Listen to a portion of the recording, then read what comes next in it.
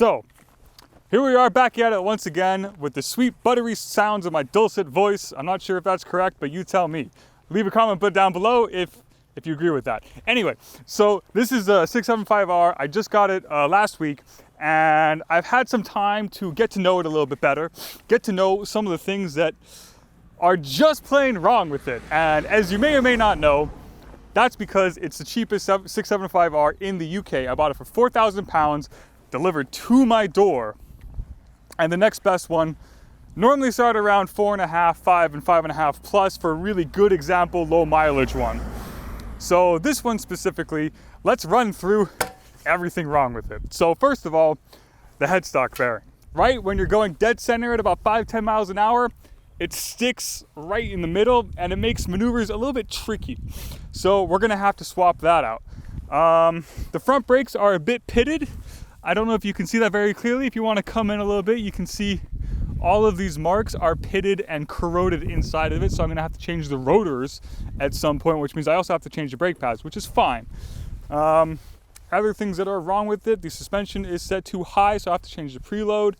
The brakes are pretty good. I may not have been paying attention and I didn't realize that ABS is not standard, but that means, you know, get good and don't die. Or wait, I'll tell you about my favorite British supercar manufacturer, TVR. Look them up. Back in the 90s, airbags and seatbelts weren't required. So they, being a sports car maker, didn't put them in their cars because it can save weight and a whole bunch of different benefits. And when they were questioned about their safety, they said, look, just don't crash. So simple, right? So saying that, I've managed to go my whole life without having serious incident, which I'm very lucky about. And I take that philosophy to almost everything that I do. Make sure you're safe, make sure you're okay, and have a good time.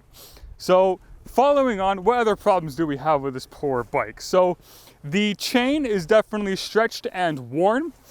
It has tight spots, it has loose spots, that needs to go. The rear sprocket is starting to like shark fin, which is just when it's been used a little too long. The gear lever, if you want to come over here, is loose, which doesn't have a problem when you use it, but as you can see, that's quite a lot of play, which I want to get rid of that, so I'm probably going to have to take the rear sets off and give that a bit of adjustment, but that's not a big deal. Other than that, more or less covers the issues. I'll tell you some of the good things about it. I think we covered a lot of the add-ons before, but now I've had a week to ride it. I put down a couple miles, and I don't know what to say. It's captured my heart. This is definitely a bike that is just meant to be loved. And that's why I'm so happy.